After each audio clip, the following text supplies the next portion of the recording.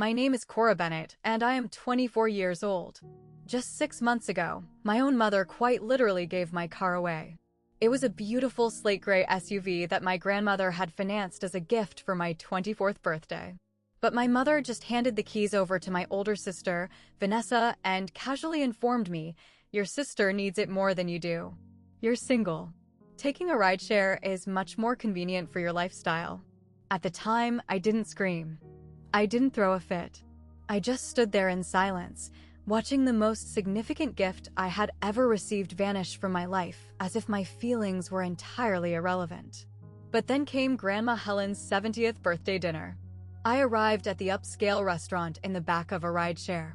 40 of my closest relatives watched me walk through those grand double doors completely empty-handed. When my grandmother looked down the table and asked me where my vehicle was, my mother plastered on her signature fake smile and repeated those exact same dismissive words to the entire room. What unfolded over the next hour made every single person sitting at that table realize they had catastrophically underestimated both me and my grandmother. Before we dive into exactly how this explosive family dinner played out, I would love it if you could take a quick second to hit the like button and subscribe to the channel, but only if you genuinely connect with real-life stories like this one. Also, drop a comment down below letting me know where in the world you are tuning in from today and what time it is there. I love seeing where you all are. Now, let's rewind to the beginning so you can understand exactly how we got to that dining room. For my entire childhood, I was the resident ghost of the Bennett family. We were not a massive clan, just my dad, my mom, my older sister Vanessa, and me. My dad made a decent living as a corporate accountant, and my mom was a stay-at-home parent until we hit middle school, eventually picking up part-time hours at a local real estate firm. We were definitely not filthy rich, but we never struggled to keep the lights on. It was a picture-perfect, middle-class suburban existence. Vanessa was exactly 4 years my senior, and she was the undisputed golden child. She inherited my mother's bright blonde hair, her striking hazel eyes, and her infectious laugh. Strangers constantly stopped them in public to tell them they looked like twins. I, on the other hand, was a carbon copy of my dad's lineage. I had dark hair, a much more introverted personality, and a natural instinct to sit back and observe the room rather than command it. From day one, Vanessa was the blazing sun, and I was just the shadow she cast. When we were little kids, if Vanessa suddenly decided she wanted the doll I was playing with, my mom would immediately intervene. "Cora, just share with your sister. You are much more flexible than she is." When we moved and Vanessa demanded the master bedroom, my mom pulled me aside. "Vanessa hosts far more sleepovers than you do. You understand, right? You are so flexible." If our extracurricular activities clashed on the calendar, guess whose art classes were immediately canceled? I learned at a terrifyingly young age that in our household, the word flexible was just a polite synonym for expendable. By the time I hit my early 20s, I had quietly constructed a life entirely of my own making. I carved out a lucrative career as a freelance content writer. It was 100% remote work, but the income comfortably covered my rent, my groceries, and my total independence. However, because I did not put on a blazer and commute to a cubicle every morning, my mother completely invalidated my success. "So, when are you going to start looking for a legitimate career?" she would sigh at practically every family gathering. "Vanessa has a wonderful husband and a beautiful baby on the way. What exactly do you have going on?" Vanessa had married a guy named Spencer when she was 24, and she gave birth to my nephew, Oliver, by 25. She was flawlessly executing the exact life trajectory my mother had designed for both of us. I was simply the messy rough draft that was never meant to see the light of day. Looking back on it now, I realize my mother viewed my independence not as an accomplishment, but as proof that I was untethered and, therefore, available to be used. And that birthday SUV was supposed to be the moment that changed my family standing forever. It did not. The initial red flag actually appeared a full year before the catastrophic birthday dinner. Grandma Helen had been living by herself ever since my grandfather passed away. She was approaching 70, and while her mind was as sharp as a diamond, her physical mobility worried my parents. Eventually, the family started discussing the logistics of moving her closer to our town. Naturally, my mother seized total control of the operation. She convened a massive family planning committee, which consisted of her, my dad, Vanessa, and Spencer, all sitting around the formal dining table. I did not even find out this meeting took place until 3 days after the fact, when all the major choices had been locked in. "Oh, yes, we mapped out a plan for Grandma," my mom casually mentioned over a phone call. "Vanessa is going to pop in and check on her 2 weekends a month, and Spencer is going to take care of any basic home maintenance she needs." I stayed silent on the line, waiting for my designated task. It never came. What about my role? I finally pushed back. "I work entirely from my laptop. I have the freest schedule. I could easily help with." "Oh, sweetie, no. You are just far too occupied with your little computer typing thing," my mom interrupted, her tone dripping with intense condescension. "Let us just let your sister handle the elderly care. Vanessa is naturally much better with people anyway." Better with people. Sure. What my mother was completely oblivious to was the fact that I had been video calling Grandma Helen for 2 hours every single Sunday afternoon for the past 2 years. While Vanessa's mandated bi-weekly check-ins lasted exactly 25 minutes before she found an excuse to leave, Grandma and I would talk for hours. We discussed my late grandpa, the intricate details of her rose garden, and the historical biographies she was devouring. During one of those long virtual chats, she said something that totally went over my head at the time.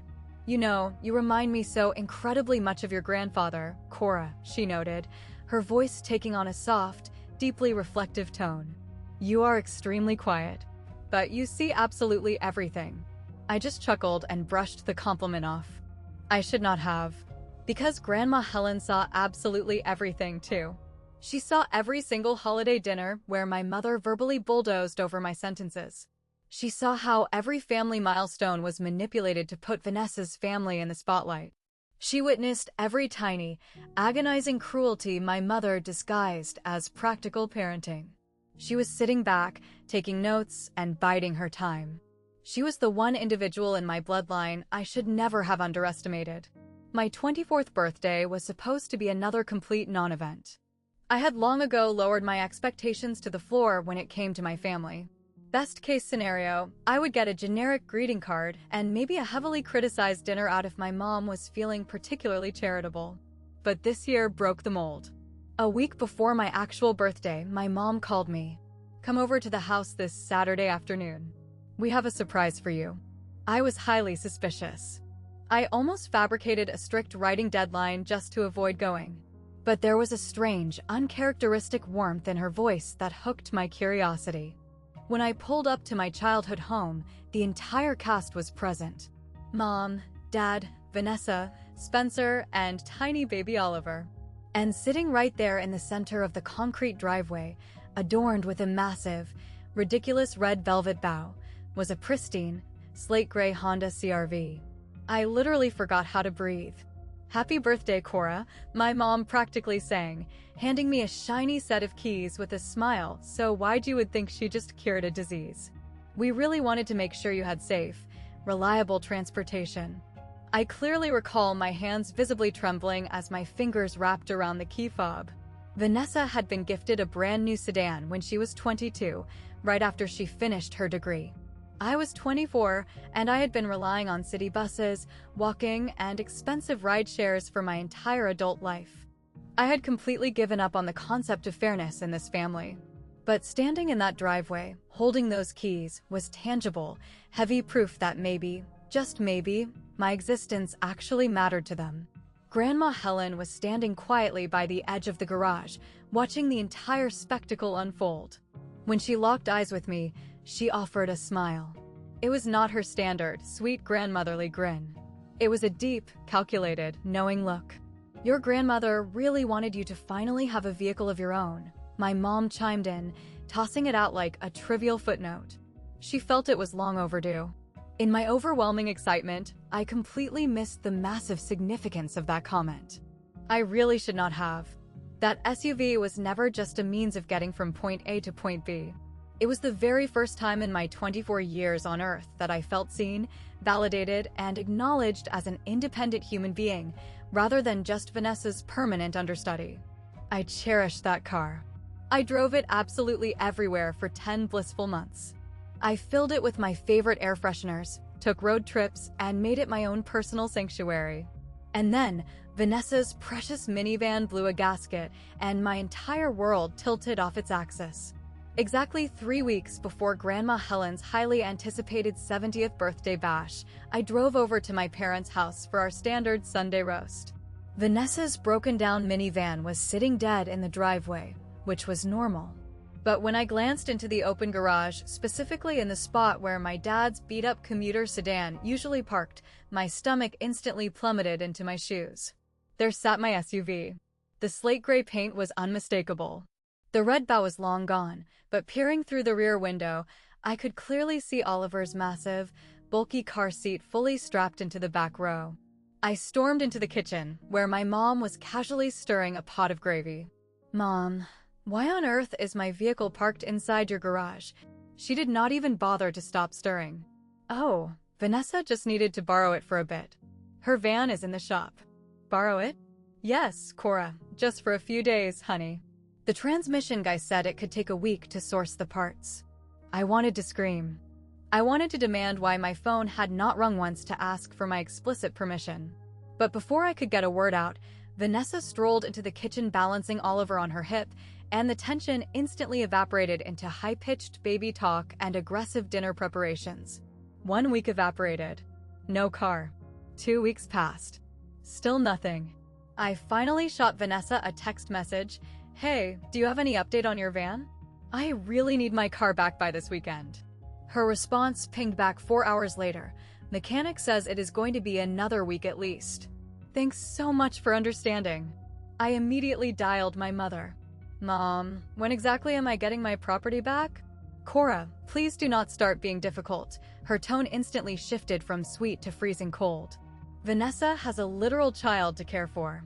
She requires reliable daily transportation. You type on a laptop in your living room all day. You can take a ride share." "That is completely beside the point, Mom. It is my vehicle. It is just a piece of metal, Cora. Stop being so intensely materialistic." She let out a massive, theatrical sigh into the receiver. "Your older sister simply needs it more right now. You are single. You are flexible. You understand how this works." And there it was. That venomous word again. Flexible. "Mom, I never agreed to. We will discuss this later. I have to go." Click. I sat on my couch, staring blindly at my darkened phone screen. A furious cocktail of blinding anger and helpless disbelief warred in my chest. This was not a temporary favor anymore. This was a blatant, calculated theft executed with a condescending smile. The very next morning, I bypassed my mother and called Vanessa directly. "Van, we need to have a serious conversation about my car." "What about it?" she asked, her voice dripping with distraction. I could hear Oliver throwing a tantrum at top volume in the background. "It has been over 2 weeks. I want my keys back today." A long pause. "Well, Mom explicitly told me I could use it until the van was fixed. I honestly assumed you were totally fine with it." "Vanessa, literally nobody asked me if I was fine with it." "Well," she hesitated, adopting a defensive posture. "I mean, it is not like you actually need it for anything important, right? You work from your couch."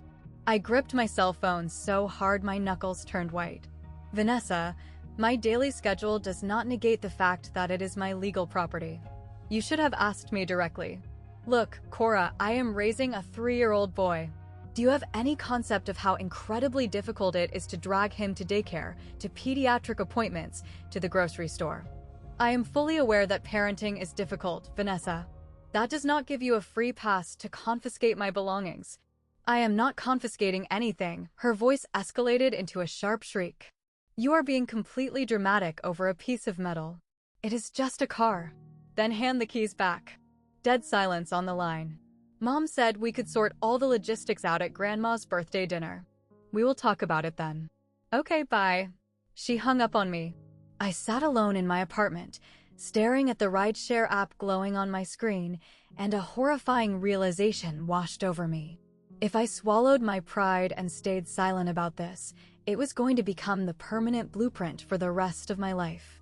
Every single time Vanessa found herself in a bind, my mother would gladly volunteer my resources, my hard-earned money, my physical space, and my sanity to fix it. I would be designated as the flexible sacrifice until the day I died. I made a vow right there.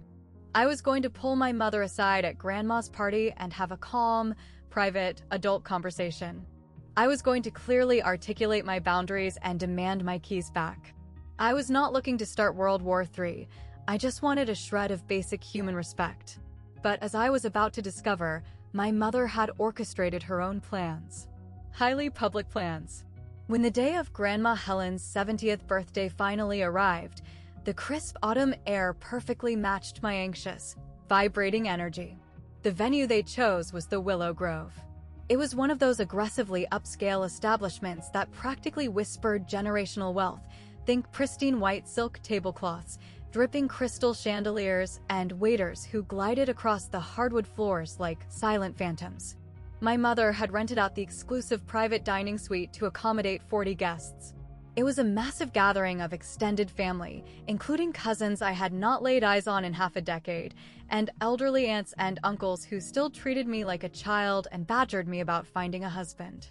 My rideshare driver dropped me off right at the grand entrance. I stepped out, smoothed out the wrinkles in my emerald green dress, took a massive, stabilizing breath, and started walking toward the valet stand. That is exactly when I spotted it. My beautiful, slate gray SUV. It was parked flawlessly 3 spaces away from the front doors. Plastered directly onto the rear windshield was a bright yellow, baby on board, suction cup sign that I had certainly never purchased. Vanessa and Spencer were in the middle of unbuckling Oliver. The toddler was squirming in Spencer's arms, throwing a minor fit over his restrictive little bow tie. Vanessa caught sight of me and enthusiastically waved, acting as if there was not a giant, metallic elephant sitting between us. Cora, oh my gosh, you look stunning. Did you take a rideshare here? I forced a smile that felt like chewing on broken glass. It is just so convenient, right? Oh, totally convenient. She agreed brightly, completely missing the razor-sharp edge in my tone. Or perhaps she noticed it and simply did not care. We better head inside. Mom has been having an absolute meltdown over the seating chart all morning. Spencer gave me a stiff, incredibly awkward nod of acknowledgement, and the 3 of them marched through the glass doors, Oliver's whining echoing loudly across the concrete. I just stood there in the cold for a full minute, staring at the side profile of my car. The vehicle I had built my newfound independence in. The vehicle that temporarily tricked me into believing I was a valued member of this family. Now, it was officially decorated with someone else's tacky window sticker, someone else's crumb-filled car seat, and someone else's entire life. I walked into that restaurant mentally preparing for a quiet, tense confrontation with my mother. I was going to get this resolved in the hallway. What I absolutely did not know was that my mother had already been doing a PR tour among the guests. The private dining suite was deafening.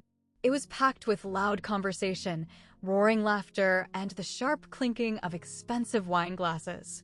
Grandma Helen sat like royalty at the head of the massive, rectangular banquet table. She looked incredibly elegant in a tailored navy blue dress, her silver hair perfectly swept back. Even at 70, she maintained the rigid posture of a ballet dancer, and she possessed eyes that missed absolutely nothing. I located my designated place card exactly where I expected it to be, at the absolute furthest end of the table, sandwiched between 2 distant cousins I barely knew how to talk to. The first hour of the evening dragged on through tedious small talk and past hors d'oeuvres. Uncle Robert stood up and delivered a touching, nostalgic toast. Aunt Patricia regaled the room with hilarious childhood stories about Grandma that had everyone in stitches. And then, right as the waiters began clearing the salad plates for the main course, Grandma Helen's gaze locked directly onto me from across the room. Cora, sweetheart, her voice effortlessly sliced through the dull roar of 40 talking relatives. I noticed you walked in here all by yourself tonight. Where on earth is that beautiful new car we secured for your birthday? Instantly, 40 heads swiveled in my direction. Before my brain could even formulate a single syllable, my mother's loud, theatrical voice boomed out from across the table. Oh, Cora was kind enough to give her card to Vanessa. She beamed with pride, announcing it like she was reading a press release for a massive charitable donation. Vanessa has little Oliver to worry about, as you all know. She desperately required safe, reliable transportation for the baby. My mother physically turned her body to address the aunts and uncles sitting closest to her, her fake smile stretching to its absolute limits. Our Cora is just so incredibly understanding. She recognizes that her older sister requires it much more than she does. We are just so proud of how generous and mature she has become. A wave of warm, approving murmurs rippled across the banquet room. Oh, how incredibly sweet of her. What a remarkably good sister. That is exactly what family does. They help each other out. I sat glued to my chair, completely paralyzed. My silver fork was suspended in midair halfway to my mouth. My own mother had just rewritten objective reality in front of 4 dozen witnesses. I had not generously donated a single thing. I had been robbed in excruciating slow motion, and now I was being publicly applauded for my own victimization. But Grandma Helen's piercing eyes had not wavered from my face for a single second. She tilted her chin down slightly. You completely gave it away, Cora? Her tone was eerie. It was entirely too calm. Or was it taken from you? The murmuring in the room instantly died. My mother's plastic smile visibly twitched, and the atmospheric pressure in the dining suite plummeted. Mom, Linda let out a highly pitched, deeply nervous laugh. What kind of absurd question is that? Of course, Cora gave it up willingly. She is a grown adult, not a child. Grandma Helen did not laugh.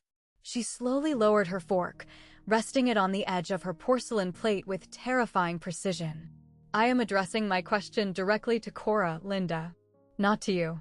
Every side conversation, every clinking glass, every breath in the room ceased. 40 pairs of widened eyes violently ping-ponged between my elder grandmother and me, like we were the final match at Wimbledon. I swallowed the massive lump in my throat. My heart was slamming against my ribcage so violently I was terrified the cousin sitting next to me could hear the thumping. I stammered, my voice cracking. I stopped. I looked at my mother, who was shooting me a look of pure, unadulterated warning. I looked at Vanessa, who looked like a deer caught in high beams. And then I looked back at the unwavering, safe harbor of Grandma's gaze. Nobody asked for my permission, I finally stated, my voice cutting through the dead air. I was informed that Vanessa was borrowing my car for 1 week. That was 21 days ago. 3 weeks, Grandma echoed softly, letting the duration hang over the table. I actively tried to retrieve it, I continued, feeling a sudden surge of adrenaline fortify my vocal cords. But Mom explicitly told me that Vanessa needed it more because she has a real family. Because I am single. I took a deep breath. Because I am flexible. The silence that followed was so absolute, it felt heavy.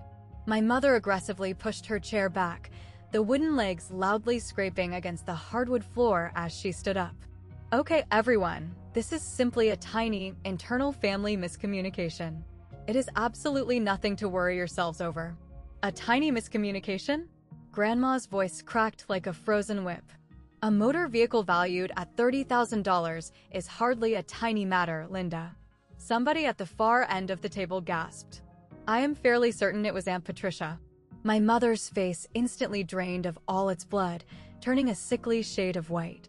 Mother, I am begging you, can we please take this discussion into the hallway privately? My mom pleaded. You are the one who made it a public spectacle, Linda. Grandma shot back, her icy gaze never faltering. You proudly announced to this entire banquet hall that Cora donated her vehicle. If you fed this family a bald-faced lie, it is going to be corrected in this exact same room. I stared at my grandmother, truly comprehending her for the first time in my life. This fierce matriarch was not the fragile old woman who baked snickerdoodles and told rambling stories about the good old days. This was a tactical mastermind who had been sitting in the shadows, silently watching the abuse, hoarding her ammunition, and waiting for the perfect moment to pull the trigger. Grandma physically turned her body to fully face my mother. Her movements were slow, unhurried, and entirely dominant. Linda, I have a very specific question for you. She interlocked her fingers and rested them on the white tablecloth. Do you happen to recall coming to my house last year, shortly before Cora's 24th birthday?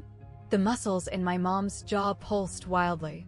Mother, this is incredibly inappropriate timing. Do you recall exactly what it was you asked me for? Absolute silence. Uncle Robert began shifting uncomfortably in his suit. Aunt Patricia leaned forward over her plate, her brow deeply furrowed in confusion.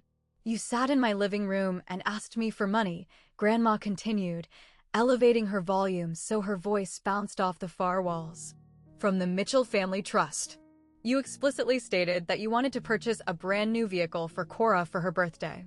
A proper, substantial gift, you called it, to finally prove to her that she mattered to this family. My lungs completely stopped working. I could not pull in a breath. My mother's complexion had transitioned from pale white to a horrifying shade of gray. You sat on my sofa, and I remember your exact phrasing, Linda. Grandma's eyes narrowed into slits. You claimed you wanted to do something incredibly special for your youngest daughter because you knew she frequently felt entirely overlooked by the rest of the family. Those were your precise, exact words. Furious whispers instantly erupted across the massive table. I watched my distant cousins exchanging totally bewildered glances. Spencer was staring intensely down at his filet mignon like he was praying it would swallow him whole. So, I want you to tell me, Grandma leaned an inch forward. What exactly did you promise me in exchange for releasing those trust funds? Mother, please stop. What did you promise me? My mother's lips pressed together so tightly they practically vanished. She frantically scanned the room, looking at her siblings, her nieces, her nephews, 40 captive witnesses to her total psychological unraveling. She had absolutely nothing to say. Aunt Patricia finally broke the tension, her voice soft but demanding. Linda, what on earth is she talking about? I sat there watching my mother completely short-circuit. For the very first time in my 24 years, I was witnessing the great Linda Bennett completely stripped of her impenetrable armor of control. And in that terrifying moment, a massive realization hit me. The SUV was never actually a gift from my parents. They never spent a dime on me. I will gladly tell you what she promised me, Grandma announced, her voice as rigid as steel beams. She promised me that the vehicle would legally belong to Cora and exclusively to Cora. She even signed a physical contract affirming it. The room exploded into a chaotic symphony of murmurs and gasps.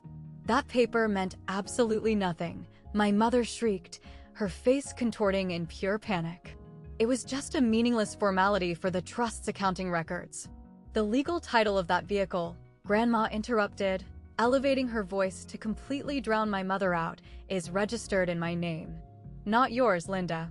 Not even Cora's. Mine. Because I am the one who fully funded the purchase. It felt like the floorboards of the Willow Grove had completely dissolved beneath my chair. What? The word fell out of my mouth before my brain could stop it. Grandma briefly turned her attention to me, the intense fury in her eyes softening into a warm glow for just a second. I desperately wanted to gift you something monumental and meaningful, sweetheart. But I am fully aware of how your mother operates. She snapped her terrifying gaze back to Linda. So, I deliberately kept the physical title in my own name, and I legally required your mother to sign a binding agreement explicitly stating the vehicle was solely for your personal use. Vanessa suddenly leaped up from her chair, knocking it backwards so hard it almost tipped over. Wait. Grandma, stop. I did not know a single thing about any of this. Her voice was shrill and panicked. Mom swore to me that Cora was totally fine with. Did you call her and ask? Grandma's devastating question sliced straight through Vanessa's desperate protests. Did you ever once pick up a phone, call your younger sister, and ask if she was comfortable with you commandeering her vehicle? Vanessa's mouth popped open, closed, and popped open again like a suffocating fish. Well, Mom said. You did not ask her. Grandma nodded slowly, her expression radiating profound disappointment. You just blindly assumed. You felt entitled, and you took it. Because that is exactly how you were raised to operate. Spencer firmly grabbed Vanessa by the elbow, attempting to drag his humiliated wife back down into her seat. She fought his grip for a split second before totally collapsing into the chair. I sat in my corner, completely mesmerized, watching the meticulously constructed mythology of my toxic family detonate in real time. Grandma Helen had known the entire time. She had methodically prepared for this exact scenario. She had laid the trap, waited for them to step in it, and she still was not finished. "Robert," she commanded, looking at my uncle. "Did you bring the file I requested?" My heart completely flatlined. My mother moved with terrifying speed. Before Uncle Robert could even formulate a response, she aggressively stepped away from the table, throwing her hands up into the air in a desperate, calming gesture. "Okay, everyone, please. Let us not blow this entirely out of proportion." Her pitch had violently shifted. She was trying to deploy her soothing, reasonable, PTA mom voice. "This is simply an internal family disagreement regarding a mode of transportation. That is literally all it is." She rotated her body to address the wider audience, making direct, pleading eye contact with the aunts, uncles, and cousins. "Listen, Cora works exclusively from her living room sofa. She has zero need to commute. Vanessa has a growing toddler who urgently requires reliable transportation to daycare, to pediatric specialists, to..." "Linda," Grandma warned, her voice dropping an octave. My mom completely ignored her, desperate to regain control of the narrative. I made a highly practical, logical decision for the betterment of my family unit. Vanessa carries massive adult responsibilities. Cora is young. She is single. She is flexible. She is highly capable of adjusting her life. That is exactly what family members do for one another. I actually saw a few older heads in the room nod in agreement. Aunt Carol leaned over and whispered something supportive into her husband's ear. And quite frankly, my mother continued, her chest puffing out as she foolishly believed she was regaining the upper hand. "I do not believe we need to aggressively air our private, domestic matters in front of 40 guests. This is strictly a conversation for my daughters and myself." Spencer finally found his spine and chimed in, his voice trembling, but supportive of his mother-in-law. "I have to agree. This really feels like something that should be debated behind closed doors at a later date." "Later." Grandma let out a short, terrifyingly sharp bark of laughter. "Linda has been perfectly happy to discuss this later for the past 21 days, all while joyriding around the city in a $30,000 asset that does not belong to her side of the family." "Mother, I am begging you to please stop." My mom's fake calm was violently splintering. "You are completely embarrassing yourself in front of the whole family." The ambient temperature in the room plummeted to absolute zero. Grandma Helen rose slowly from her captain's chair. At 70 years of age, she stood tall, her shoulders pinned back, her chin elevated like an absolute monarch. "I am embarrassing myself?" She enunciated every single syllable with lethal precision. "You actively stole from your own youngest child, publicly paraded your thievery around as an act of her generosity, and I am the embarrassment here?" Nobody at the table dared to inhale. I watched Aunt Patricia clamp a hand over her mouth in pure shock. Uncle Robert was already ducking his head beneath the table to retrieve something from his briefcase. My mother had severely miscalculated the power dynamics of the room. And then, my mother's sanity finally snapped in half. "You know what?" she screamed, violently spinning around and pointing an accusatory finger directly at my face. "This is entirely your fault, Cora. You do this every single time." I physically flinched backward in my chair. "You sit there, quiet as a pathetic little mouse, and then you act completely victimized and surprised when the world does not perfectly cater to your unstated needs." Her voice was screeching now, bouncing off the crystal chandeliers. "You never verbally advocate for yourself. You never actively participate in this family. You just sulk in dark corners and expect the rest of us to magically read your mind. Linda, stop it right now." My dad finally attempted a weak intervention from down the table. "No, Richard. Keep your mouth shut. Somebody in this family needs to finally say the truth." My mother's eyes were manic, darting around the room. "Vanessa has been single-handedly carrying the legacy of this family on her back. She has a real husband, a real child, real, tangible responsibilities. Cora sits at home all day typing nonsense on a laptop and has the audacity to call it a career. Her vicious words rain down on me like physical blows. Your older sister makes massive sacrifices every single day to keep this family afloat. What have you ever sacrificed, Cora? Nothing. You contribute absolutely nothing to us. Hot, acidic tears began burning behind my eyelids, threatening to spill over. But I dug my fingernails into my palms. I absolutely refused to let them fall. Not in this room. Not in front of her. Not today. Real sisters help each other out, my mother roared, dripping with a toxic, self-righteous fury. Vanessa urgently needed that vehicle. A genuinely good sister, a real, loving sister, would have gladly handed over those keys without ever needing to be asked. I would have gladly offered it. I heard my own voice echo through the room, surprisingly steady, if literally anyone had bothered to ask me for a favor instead of stealing from me. Do not play the victim here, Mom. The role really does not suit you. Vanessa was sitting perfectly frozen, staring blankly at the white tablecloth. Spencer had his arm wrapped tightly around her shaking shoulders, but his eyes were darting toward the exit like he was calculating an escape route. I gripped the edges of my chair. I was half a second away from standing up, walking out the front doors of the Willow Grove, and never looking back at these people for the rest of my life. But before I could move a muscle, another voice shattered the tension. That is absolutely enough, Linda. Aunt Patricia shot up from her chair, her face flushed a deep, furious crimson. I sat silently through this exact same horrific treatment when we were growing up in the same house.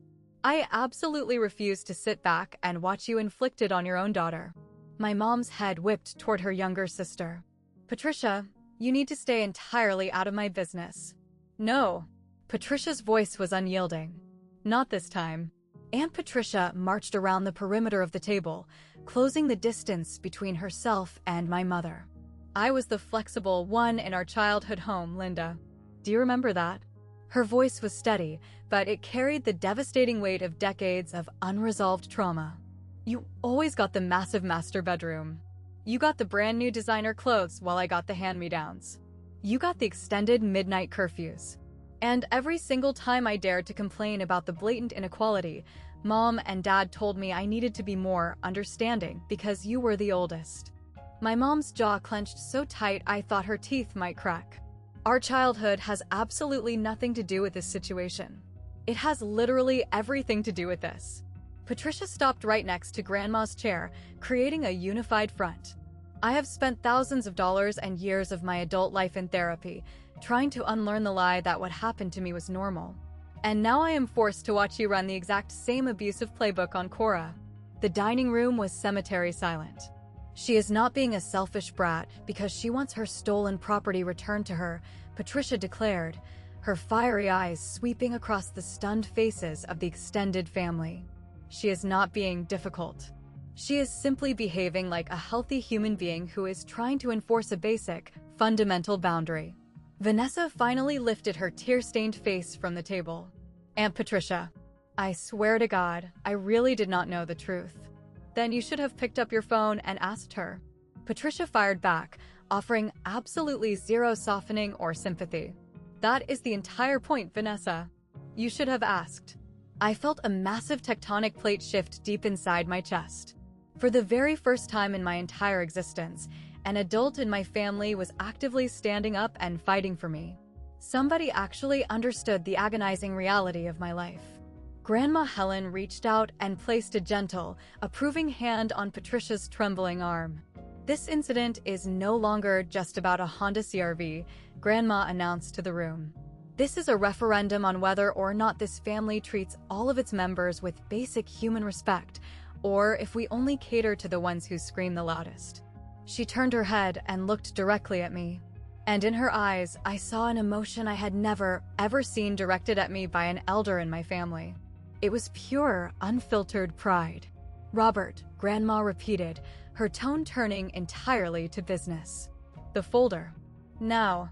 Okay, I really need to hit pause here for a quick second.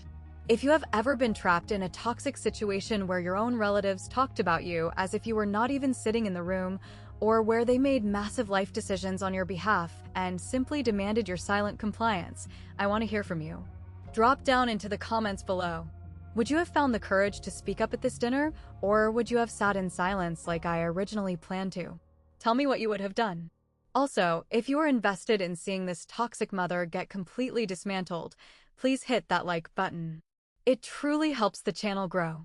Now, let's jump right back into the fireworks, because trust me, Grandma was far from finished. Uncle Robert stood up, gripping a standard beige manila envelope with a metal clasp. It looked entirely ordinary, but based on the sheer terror radiating from my mother's eyes, you would have thought he was holding a live grenade.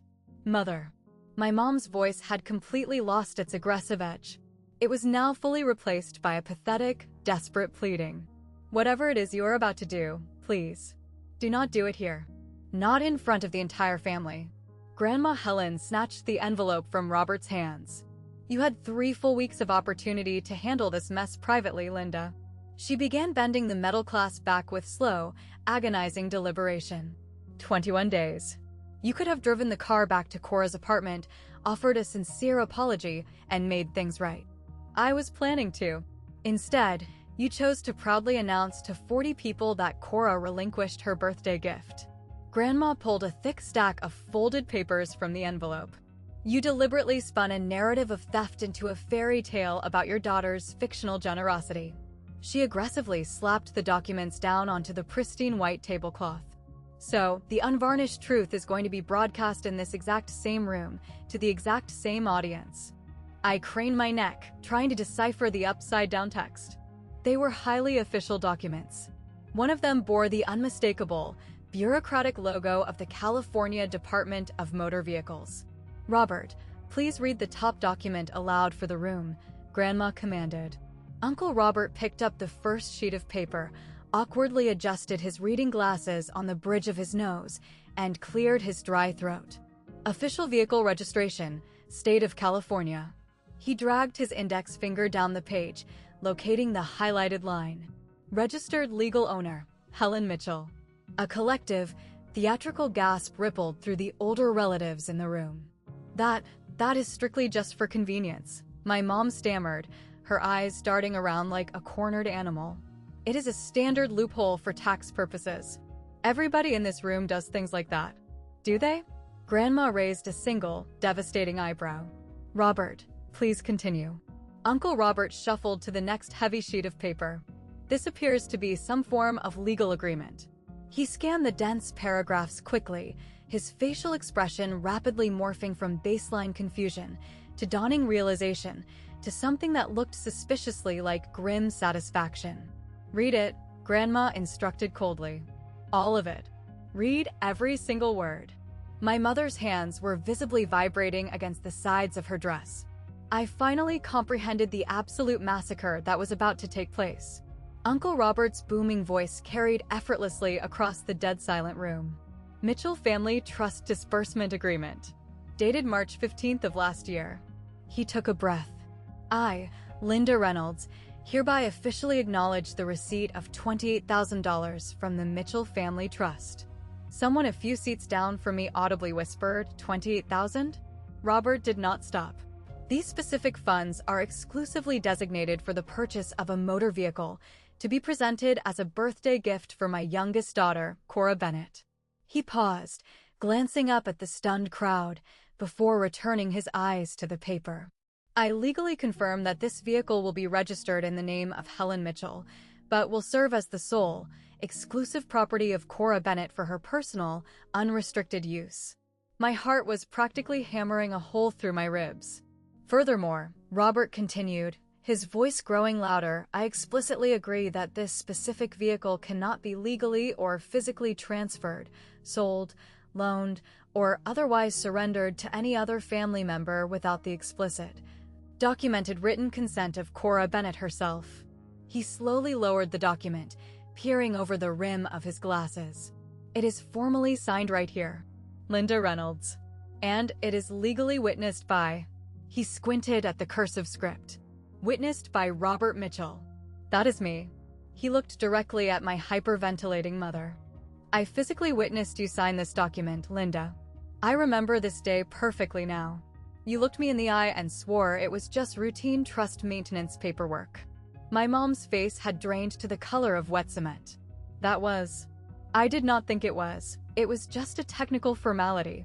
$28,000 extracted from my personal trust. Grandma's voice was absolute ice. Capital given specifically to benefit Cora, carrying explicit, legal conditions that you fully agreed to in permanent ink. Aunt Carol leaned over and whispered loudly to her husband. She signed a literal, binding contract. It certainly appears so, he muttered back in shock. Vanessa was openly weeping now, thick, silent tears tracking through her foundation and dripping off her chin. Spencer was holding her tight, but he kept his eyes permanently glued to the floorboards, completely humiliated. Do you all fully comprehend the reality now? Grandma addressed the massive audience.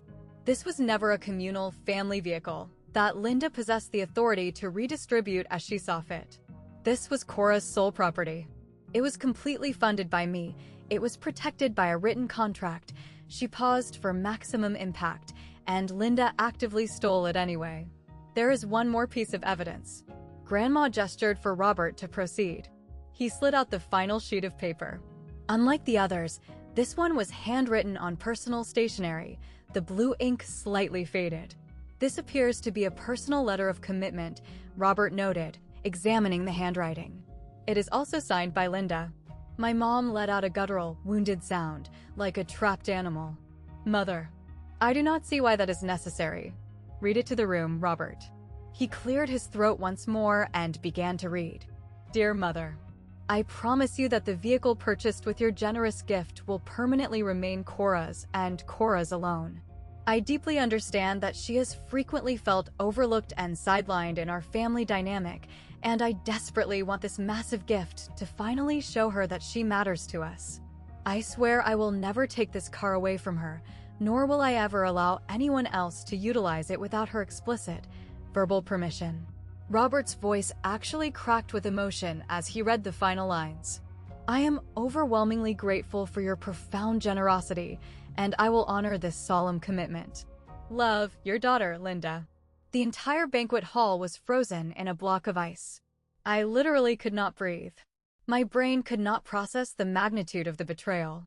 My own mother had sat down with a pen, actively written those deeply emotional words, explicitly acknowledged my lifelong pain of feeling overlooked, swore a sacred promise to rectify it, and then systematically broke every single vow the absolute second it became inconvenient for her golden child.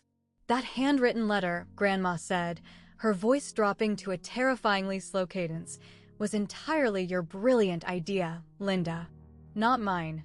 You practically begged to put your emotional commitment in writing to prove to me that you finally understood your failures as a mother. My mom's lips trembled violently, but her vocal cords completely failed her. So, I have to ask you, Grandma pressed, did you actively lie to my face that day? Or did you simply delete your sacred promises from your memory the exact second Vanessa whined that she needed a favor? Aunt Patricia shook her head, an expression of total disgust written across her features. Uncle Robert dropped the stack of papers onto the table like they were infected with a virus. Vanessa was sobbing uncontrollably now. Mom, how on earth could you do this to me? Her voice was raw and devastated. You looked me in the eye and told me Cora did not care about the car. You swore to me she was happy to help. My mom's voice finally broke through the panic. I honestly thought it would be totally fine. She never complains about anything. She never pushes back. She never had to. Grandma's words slammed down like a judge's gavel. That was the entire point of the contract. The verdict had been delivered. My mother was completely guilty, and everyone in the room knew it. Vanessa abruptly stood up, smearing the mascara running down her cheeks. Grandma, I swear to God on my child's life, I did not know the truth. Her voice was frantic and desperate. Mom told me that Cora explicitly said yes. She fed me a story that Cora thought it made more logical sense for me to have the SUV because I had to drive Oliver around. Grandma Helen stared at her eldest granddaughter with absolutely zero warmth. And you swallowed that massive lie without asking a single question. I did. Did you pick up your cell phone? Did you shoot her a text? Did you send a single, microscopic message asking your sister how she felt about losing her birthday present? Vanessa's mouth hung open. Nothing came out. You did not. Grandma nodded slowly, brutally dissecting Vanessa's character. Because it was vastly easier not to ask. It was infinitely easier to blindly accept a narrative that directly benefited you and just conveniently assume the person you were robbing was perfectly fine with it. Spencer finally tried to throw a lifeline. Helen, surely we can wrap this up and discuss the logistics somewhere far more private. Grandma let out another razor-sharp laugh. Your mother-in-law proudly announced Cora's supposed generosity to every single person eating in this room. She broadcasted a massive, public statement. A completely false one. Grandma swept her piercing gaze across the 40 stunned faces watching the carnage. This assault was made public, so the execution will be public. Linda actively humiliated Cora in front of her entire bloodline. The unvarnished truth deserves the exact same audience. Several older relatives slowly nodded their heads in solemn agreement. Underneath the table, I felt Aunt Patricia's warm hand reach out and gently squeeze my knee. Cora did not voluntarily give away a single thing. Grandma's voice rose to a powerful crescendo. She was brazenly robbed by her own mother and her own sister in broad daylight, and then she was maliciously blamed for having the audacity to be upset about the theft. Mom, I am so incredibly sorry. Vanessa physically turned her body to face me, the tears flowing freely down her neck. I really, truly am. I should have called you. I should have asked. For the very first time in my entire evening, I actually saw something deeply genuine reflected in my older sister's face. It was not the usual entitled, bratty assumption I had grown up with. It was something entirely different. It looked incredibly close to true shame. I did not utter a response. I could not yet, because Grandma Helen was reaching for one final document inside that beige envelope, and I knew the bloodbath was not over. Grandma rose from her chair one last time. Standing at the head of that long banquet table, draped in her navy blue dress, she looked exactly like an ancient queen preparing to deliver a royal decree. Here is exactly what is going to happen, Grandma announced, her tone leaving zero room for debate or negotiation. The vehicle will be fully returned to Cora tonight, before a single person exits this restaurant. My mom's head snapped up so fast I thought she might get whiplash. Tonight? But Vanessa desperately needs. Vanessa needs to figure out her own logistical transportation, exactly like every other capable adult on this planet. Grandma snapped, cutting my mother off at the knees. She turned her steely gaze directly onto my sister. Vanessa, the keys. Hand them over right now. For a terrifying second, I thought Vanessa might actually try to argue. Her jaw visibly tightened. But Spencer firmly gripped her shoulder, a silent warning to surrender. Defeated, she reached into her designer purse and pulled out a heavy keychain. My keychain. The one carrying the tiny, silver compass charm I had purchased at a vintage flea market the very first week I owned the car. She walked slowly around the massive table toward me, every single step looking like she was walking to the gallows. I am so sorry, Cora. Her voice was barely above a raspy whisper. I really am. She gently placed the heavy keys directly into my open palm. The metal was still warm from sitting inside her purse. The familiar, comforting weight settled into my hand. My keys. My car. Mine again. Thank you, I said very quietly. 2 simple words. It was the absolute maximum amount of grace I could manage in that moment. Grandma nodded, deeply satisfied with the transaction. And Linda, she pivoted back to my mother. You owe your youngest daughter a massive apology. And not just for Grand Theft Auto. You owe her an apology for the horrific way you have treated her for 24 years. For actively making her feel invisible inside her own family unit. My mom stood perfectly rigid. Her face was an absolute battlefield of conflicting, violent emotions, profound shame, boiling anger, stubborn defiance, and absolute, primal fear. Linda, Grandma's voice hardened into a lethal threat. Right now, 40 people collectively held their breath. And my mother, for perhaps the very first time in her entire existence, realized she had absolutely nowhere left to hide. Her face was flushed the color of a bruised plum, mottled, sweating, and barely contained. Cora. The word was violently pushed out through gritted teeth. I apologize. I should have verbally asked you before authorizing Vanessa to utilize the vehicle. That was it. That was the grand apology. A paper-thin, technical admission of a logistical error. Absolutely nothing real. Absolutely nothing addressing the decades of emotional abuse. Grandma's eyes instantly narrowed into dangerous slits. That pathetic sentence is your grand apology for 3 weeks of calculated theft? For lying to 40 of your relatives? For publicly humiliating your child in front of her entire family? I literally just said I was sorry. You recited words, Linda. There is a massive difference. The tension in the air was so suffocating it was practically unbearable. I could literally hear the faint ticking of a cousin's wristwatch 3 seats away from me. But as I sat there, clutching my keys, I realized something monumental had shifted inside of my soul over the past 60 minutes. I had just watched my all-powerful mother lie, desperately deflect, viciously attack me, and finally squirm pathetically under the crushing weight of objective truth. I had finally seen the wizard behind the curtain.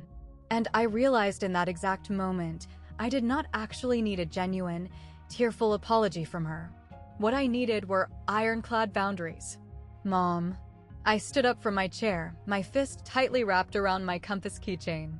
I accept your technical apology. A microscopic flash of relief passed over her sweating face. But I need you to clearly understand something moving forward. I intentionally kept my voice perfectly steady, adopting the cold, professional tone I strictly reserved for highly difficult corporate clients. From this exact second onward, any decision that involves my time, my physical property, or my personal life, you will ask me directly. You will not funnel it through Vanessa. You will not funnel it through Dad. You will speak directly to me. Cora, sweetie, I have always. You do not make executive decisions for my life anymore, I interrupted her, holding her panicked gaze. I am no longer the flexible one. I am no longer the convenient backup option you can sacrifice to save Vanessa. I am your daughter, and I absolutely deserve the basic respect of being asked. The entire dining suite was dead silent. Grandma Helen watched me deliver the speech with an expression I had never, ever seen directed at me by anyone in my family. It was pure, unconditional, overwhelming pride. That is my granddaughter, Grandma whispered softly into the quiet room. And for the very first time in my 24 years on this earth, I felt like I actually, truly existed within this family. But Grandma was not entirely finished. She waited patiently until I sat back down in my chair, and then she addressed the massive table one final time. There is one last piece of administrative business we need to resolve tonight. My mom let out a highly inappropriate, audible groan. She literally groaned like a grounded teenager being scolded over curfew. The Mitchell Family Trust, Grandma announced, calmly folding her hands together. As the majority of you are well aware, your late grandfather established this financial trust decades before his passing. The core intention was to provide a safety net and support for the future generations of our bloodline. Dozens of heads nodded around the table. The existence of the trust was common knowledge among the adults. Up until this exact moment, I have exclusively distributed those trust funds through my 3 children, Linda, Robert, and Patricia. They have historically submitted financial requests on behalf of their individual families, and I have either approved or denied those requests. She paused, letting the heavy reality of her words settle over the room. That system ends today. My mom's head violently snapped upward. What? From this point forward, I will be conducting all financial business directly with each individual grandchild. Grandma's sharp gaze swept across the massive table, deliberately making eye contact with every single cousin in the room. You are all capable, intelligent adults. You are more than capable of speaking for yourselves. Uncle Robert nodded slowly, processing the change. That seems entirely fair to me. More than fair, honestly, Aunt Patricia quickly agreed. But my mom looked like she had just been struck in the face with a baseball bat. Mother, you cannot possibly just completely upend. The trust has literally always been managed through the parents. Grandma raised a single, mocking eyebrow. Managed through the parents? You mean, managed so you could personally play God and dictate which of your daughters deserves financial support? Managed so you could actively siphon money explicitly intended for Cora and secretly redirect it to Vanessa because you personally deemed her more worthy of a comfortable life. My mom's mouth hung open. She had absolutely no counterargument. I have sat back and silently watched exactly how you manage your children, Linda. All three of you. Grandma's voice carried to the deepest corners of the banquet hall. And I have officially decided that my grandchildren deserve vastly better than having their futures filtered through their parents' toxic favoritism. Vanessa and I accidentally locked eyes from across the table. It was a brief, highly uncertain, but incredibly profound glance. The entire power structure of the Bennett family had just been permanently dismantled, and my mother was no longer the all-powerful gatekeeper of our lives. Wow. I still vividly remember the incredibly heavy silence hanging in that room after Grandma dropped that final bomb. If you are watching this right now and mentally evaluating your own family dynamics, analyzing who holds all the power, who unilaterally makes the big decisions, and who constantly gets pushed into the shadows, I would absolutely love to hear your thoughts. What would you have done if you were in my exact position? Drop a comment below and let me know. Also, please make sure you subscribe to the channel if you want to see more insane stories like this one. I post new content every single week. Now, let me tell you exactly what happened in the aftermath of that explosive dinner. The 70th birthday party effectively died about 20 minutes after Grandma's massive announcement. It did not officially conclude. The waiters still awkwardly brought out a chocolate cake, we still mechanically sang "Happy Birthday," and we still posed for stiff, horrifyingly awkward group photos. But the joyful energy had completely bled out of the room, like air slowly hissing out of a slashed tire. My mom and dad were the very first to flee the scene, barely muttering basic goodbyes to the crowd.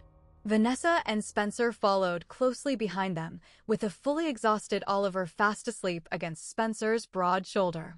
Right as she reached the heavy exit doors, Vanessa paused, looked back across the room at me, and silently mouthed the words, "I am so sorry." I gave her a single, tight nod. It was not full forgiveness, but it was an acknowledgement of her reality. Aunt Patricia tracked me down out in the dark parking lot. I was standing directly next to my SUV. I was just gently running my fingertips along the cold metal of the door handle, grounding myself in reality. "Are you holding up okay, sweetheart?" she asked softly. I honestly have no idea. I let out a weak, exhausted laugh. Is this what a normal family is supposed to feel like? I have been a ghost for so long I totally forgot. She pulled me into a massive, crushing hug. It was tight, it was genuinely warm, and it was exactly the kind of physical affection I had completely stopped expecting from my blood relatives. You did the exact right thing tonight, Cora. Standing up and advocating for yourself in that room took immense courage. Grandma did 99% of the heavy lifting. She totally set the stage. She built the stage, but you were the one who bravely walked out onto it. Patricia pulled back, gripping both of my shoulders tightly. I am so incredibly proud of you, Cora. And I am so proud of the strong woman you are becoming. Uncle Robert walked by and firmly shook my hand before heading to his car. "Welcome to the club, kiddo," he said, flashing a wry, knowing smile. The not the favorite club. Our weekly support meetings are on Tuesdays. I actually laughed out loud for the very first time that entire evening. Grandma Helen was the absolute last person to exit the restaurant. She walked slowly but with immense, undeniable power, actively waving away the valets who offered her physical assistance. "Please drive safe tonight, sweetheart," she said, gently patting me on the cheek. "Grandma, thank you. Seriously, for everything you did." "Do not thank me." Her eyes sparkled with mischievous mischief. "Just promise me one thing. You will never, ever allow yourself to be flexible again." "I promise." I drove myself home completely alone that night. I rolled all the windows down, blasted my favorite playlist at top volume, and reveled in the fact that the car was completely, undeniably mine. 2 highly uncomfortable weeks passed in total silence. I received 0 incoming calls from my mother. I received 0 text messages from Vanessa. My dad sent me exactly one incredibly awkward message that simply read, Hope you are doing okay today. I responded with a single, generic thumbs up emoji. Then, on a random Tuesday evening, my phone lit up with my mother's name. I sat on the couch, staring at the screen, letting it ring 3 full times before I finally hit accept. Cora. Her voice was aggressively, carefully neutral. I really think we need to sit down and talk. Okay. I absolutely do not want this family unit to shatter into pieces over a silly car. She let out a massive, dramatic sigh. The entire thing was just a massive misunderstanding. Can we please just act like adults and move past it? A misunderstanding? You know exactly what I mean, Cora. Emotions were high and things got totally out of hand. I really should not have brought the topic up at the party, and frankly, neither should your grandmother. I sat silently, aggressively cataloging everything she did not say. There was absolutely no acknowledgement of the horrific things she did wrong. There was zero recognition that she had actively stolen $30,000 from me and lied to 40 people about it. Mom, I am more than willing to have a conversation with you, I said firmly. But you need to fully understand that. Good, she aggressively cut me off.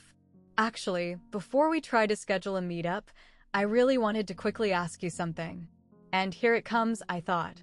Has your grandmother reached out to talk to you about the trust money? My mom asked, her voice dripping with thinly veiled desperation.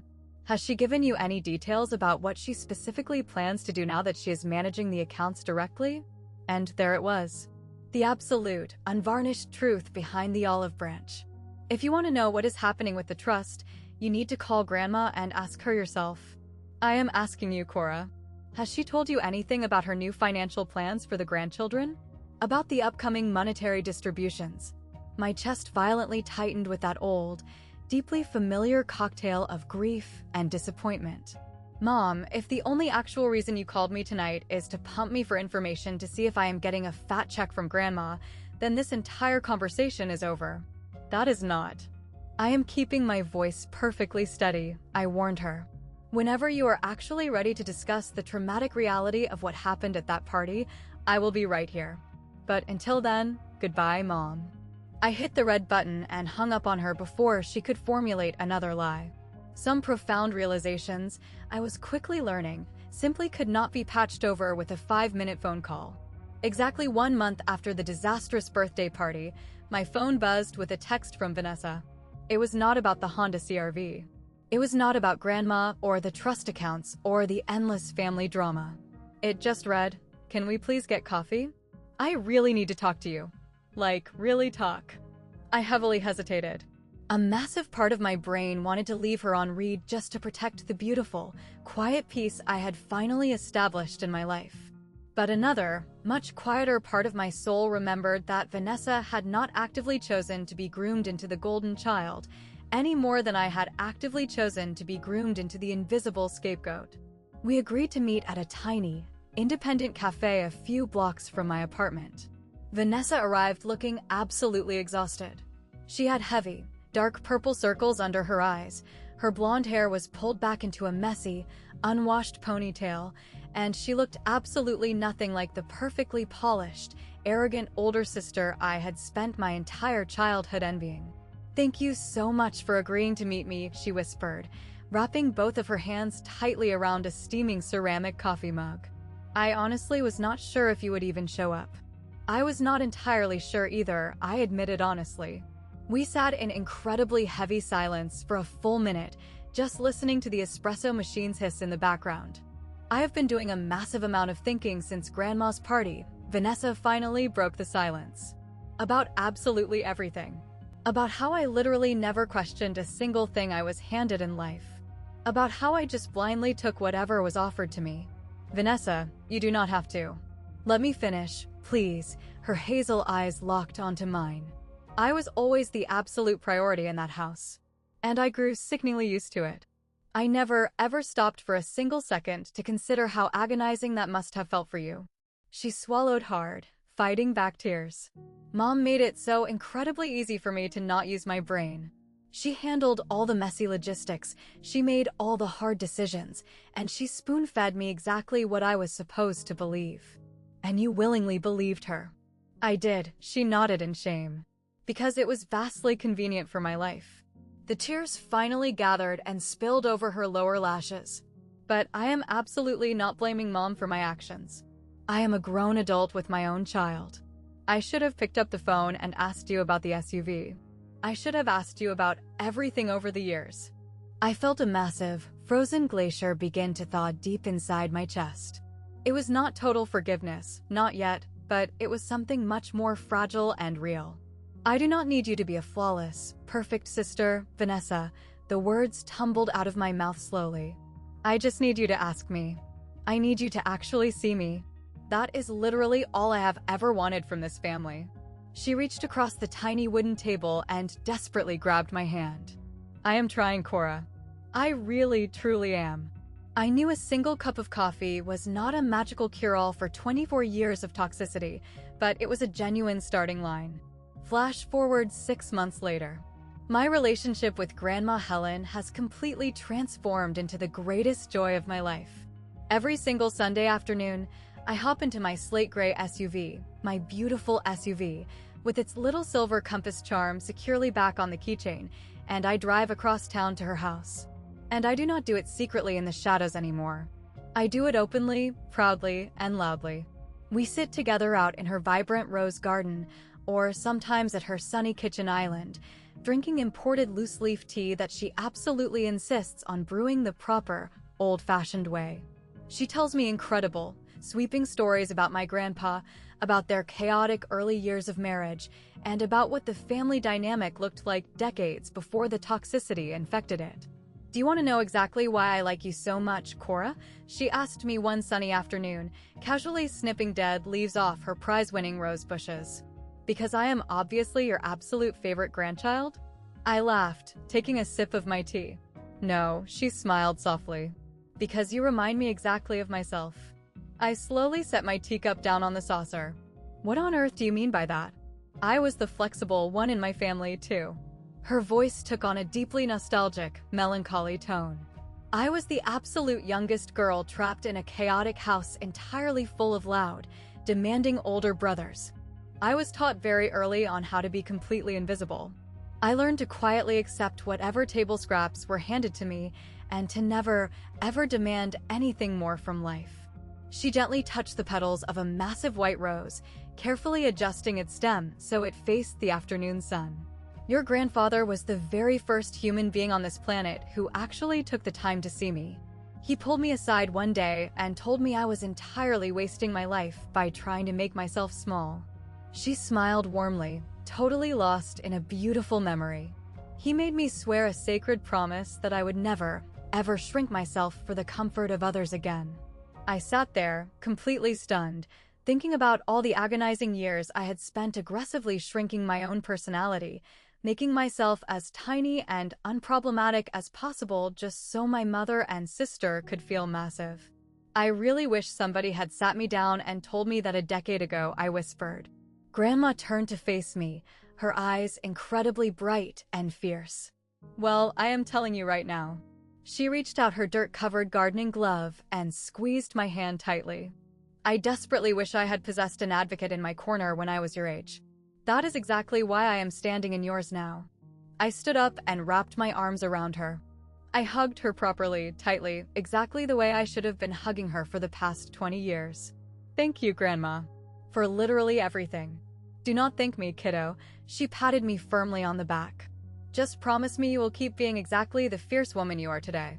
That is the only thank you I will ever need. Some vital life lessons apparently take a full 70 years to successfully pass down to the next generation. But trust me, they are absolutely worth every single agonizing second of the wait. So, where exactly do things stand today? My relationship with my mother is incredibly complicated. We still speak occasionally, but the conversations are highly guarded and carefully choreographed. She is acutely aware that there are massive, electrified boundaries she simply cannot cross anymore. Every once in a while, I catch a fleeting glimpse of the loving, supportive mother I desperately wished she had been. Tiny, heartbreaking moments of genuine warmth that force me to wonder how different my childhood could have been. But I absolutely do not sit around waiting for her to magically transform. I have officially stopped holding my breath, hoping she will eventually see me the way I desperately needed to be seen. Vanessa and I are slowly, methodically rebuilding our sisterhood from the rubble. She is actively learning how to ask questions before making entitled assumptions, and I am actively learning how to trust that her curiosity is actually genuine. We will probably never be the kind of inseparable best friends who braid each other's hair, but we are brutally honest with one another now, and that is a million times better than the fake reality we used to share. My dad has chosen to remain completely neutral in the fallout, which is its own deeply cowardly kind of choice. But I have radically accepted that limitation about him. And Grandma, well, Grandma taught me the single most important, earth-shattering lesson of my entire existence. Being flexible does not mean you have to be invisible. Aggressively keeping the peace in a toxic family dynamic does not mean you are required to sacrifice your own soul. I am 25 years old now. I have my own beautiful apartment. I have a thriving, lucrative career. I have my slate gray SUV with its little silver compass charm dangling from the ignition. And I have my sacred, weekly Sunday tea dates with a 70-year-old warrior who absolutely refuses to ever let me shrink myself again. I am no longer the flexible one. I am the one with titanium boundaries. And if you are sitting at home watching this video right now, if you are currently trapped inside a family structure that constantly overlooks you, aggressively takes from you, and fully expects you to always be the ultimate sacrificial lamb, I need you to internalize something right now. You have the absolute, undeniable right to say no. You have the fundamental right to be asked for your permission. You have every right in the universe to unapologetically take up massive amounts of space in your own life. Somebody out there in the world sees your worth. Maybe they just have not found the right moment to speak up yet. Maybe, exactly like my Grandma Helen, they are sitting in the shadows, silently waiting for the perfect tactical moment to strike. But you absolutely do not have to wait around for a savior to rescue you. You can start radically advocating for yourself today. That is my story. Thank you so incredibly much for staying with me until the very end. If my journey resonated with your soul, or if you have ever felt like a ghost haunting your own family tree, I want you to know that you are not alone in this fight. Please, drop a comment down below and tell me, what specific boundary did this story inspire you to set in your own life? And if you have not already done so, please make sure you hit the subscribe button and click the notification bell. I share wild, empowering stories exactly like this one every single week. Stories entirely focused on finding your inner voice and unapologetically standing your ground. Be sure to check the description box for a playlist of more videos in this series. Until next time, please take care of yourselves. You absolutely deserve it.